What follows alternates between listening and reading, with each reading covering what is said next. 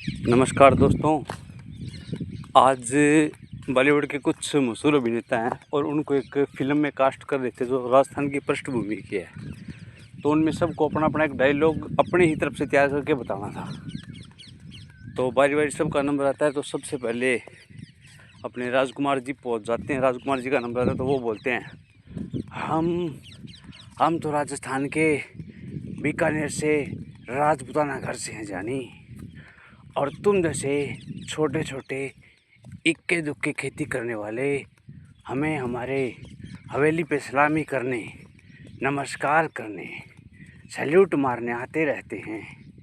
इसलिए हमसे बदसलूकी तुम्हें बहुत महंगी पड़ेगी। इसलिए यहाँ से फाकआउट हो जाओ, समझे। इसके बाद में फिर अमरीश पुरी जी का नंबर आता है।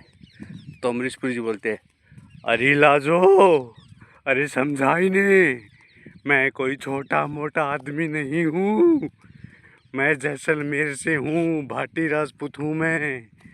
अरे इन्हें मिट्टी में मिला दूंगा मैं, समझा ही नहीं। अगर मुझे ये खरीदना चाहते हैं तो इनके जेब में इतनी दमड़ी नहीं जो हमारी चमड़ी को खरीद सके, समझी।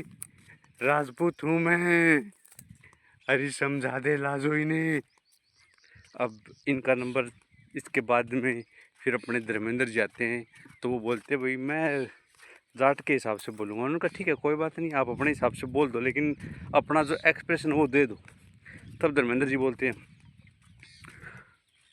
दोस्तों, गाँव वालों, मैं राणा रणजीत सिंह चौधरी हूँ। ये ज़मीन हमारी माँ है और माँ को कभी बेचते नहीं हैं।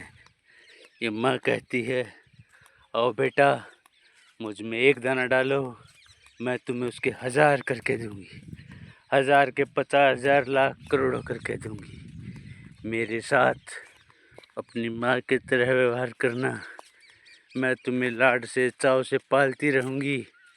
तुम्हारे घर में कभी भूख की कमी नहीं आएगी, भूखे नहीं रहोगे, अन्न धन सब से आपका घर भर दूंगी मैं। तुम मेरे लाडले बेटे हो और माँ की रक्षा करना हर बेटे का फर्ज है, समझे। इसलिए तुम में से कोई भी माँ को बेचने की बात मत करना, और मैं भी नहीं करूँगा माँ। मैं राणा रणजीत सिंह चौधरी हूँ। इसके बाद में सुनील दत्त आते हैं। तो वो बोलते हैं, फिर इस खेत में समाना गलत है, यहाँ कोई जहरीली नागिन भी हो सकती है, और नागिन हम में से एक को भी जिंदा नहीं छोड़ेगी। इसलिए तुम सब के सब यहाँ से चले जाओ, मैं कह रहा हूँ। और नागिन खतरनाक है, इस समय खेत में आना गलत है। तभी ये हटते हैं और इनके पीछे से गुलशन गुरु आते हैं। वाह वाह बट्टे, अरे मैं कह रहा हूँ, गन्ना चूस के खेत में आना क्या गलत है काका, ताऊ, दादा, किसी से भी पूछ लो, खेत में आना तो गलत नहीं होता।